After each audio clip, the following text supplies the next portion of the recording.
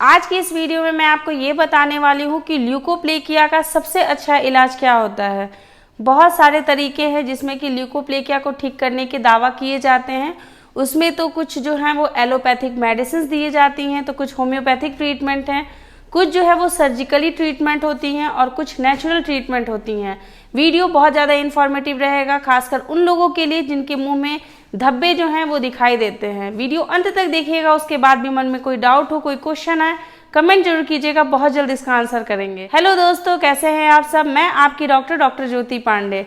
Leukoplakia एक सफ़ेद रंग का धब्बा होता है जो कि आपके मुंह के अंदर कहीं पे भी पाया जा सकता है, चाहे वो होठ का पार्ट हो, आपके चिक का एरिया हो, टंग के ऊपर का पार्ट हो या टंग के नीचे का पार्ट हो, तालू हो, कहीं पे भी ये ल्यूकोप्लेकिया जो है वो विकसित हो सकता है। ल्यूकोप्लेकिया का जो इलाज होता है वो इसकी गंभीरता के ऊपर डिपेंड करता है कि वो कितनी ज़्यादा जो है वो स्प्रेड हो चुकी है आपके मुंह में, और उसकी स्प्रेड करने की जो टेंडेंसी है वो किस तरीके की है। क्या वो धीरे धीरे से होता है स्प्रेड या बहुत जल्दी स्प्रेड हो जाता है। बहुत सारे लोग, जिन लोगों को स्मोकिंग और ड्रिंकिंग करने की हैबिट होती है, उनमें ये ल्यूकोप्लेकिया का ट्रीटमेंट जो है वो असर नहीं करता है, क्योंकि मेन कारण यही होता है अल्कोहल कंजप्शन और स्मोकिंग। ये दोनों जो है बहुत ही बुरा कॉम्बिनेशन माना जाता है किसी भी हैबिट का। इसीलिए अगर किसी को ल्यूकोप्लेकिया का इलाज ढूंढना है तो सबसे पहले अपनी हैबिट्स को क्विट करना होगा। आपको बिल्कुल भी सुपारी, पान, तंबाकू, बीड़ी, सिगरेट, अल्कोहल, इन सारी चीज़ों को बंद करना होगा। उसके बाद ही ट्रीटमेंट की शुरुआत करनी होगी।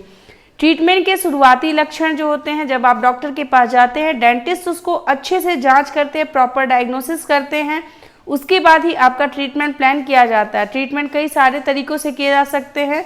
सबसे पहले तो आपको कुछ मेडिसिन दिए जाते हैं।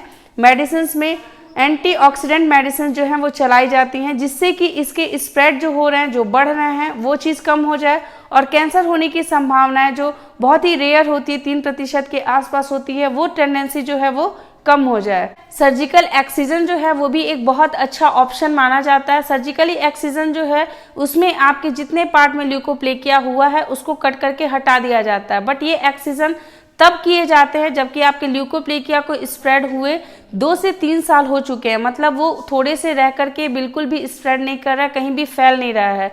अगर ये जो बहुत तेजी से अगर फैलने वाला ल्यूकोप्लेकिया है तो इस टाइप के ल्यूकोप्लेकिया का एक्सिजन ट्रीटमेंट जो है वो नहीं किया जाता है। इसके दूसरे ऑप्शन जो हैं वो लेज़र ट्रीटमेंट भी है।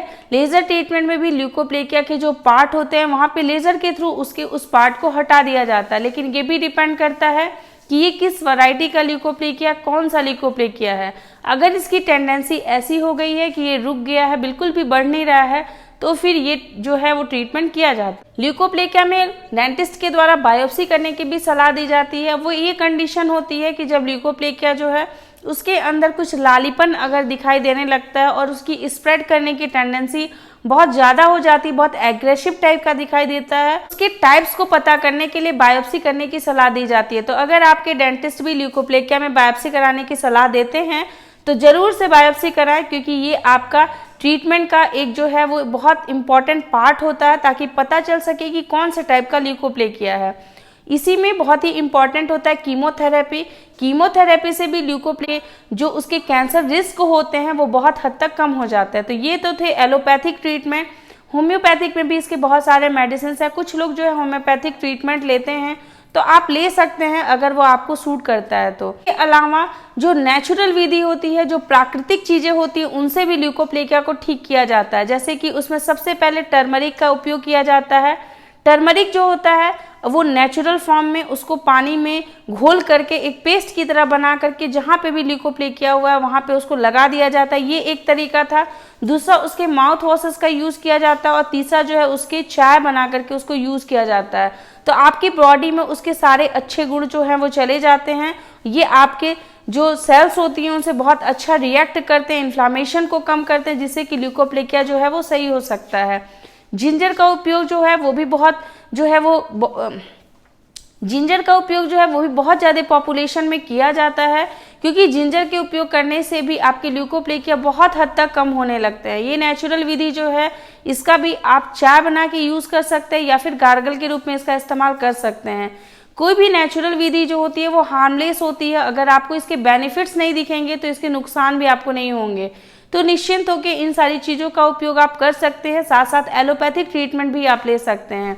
कुछ लोगों को ल्यूकोप्लेकिया में जलन जैसा महसूस होता है, तो ऐसे लोगों को एलोवेरा जेल जो है वो बहुत ज़्यादा कारगर फील कराता है। उन लोगों को एलोवेरा जेल जो है उसको वहाँ पे लगाना चाहिए, या फिर एलोवेरा जेल को माउथ वॉश के रूप में उसका इस्तेमाल करना चाहिए। इससे वहाँ पे ठंडक और मॉइस्चर दोनों मिलते रहता है और ये जो जलन होती है वो बहुत हद तक सही होने लगती है।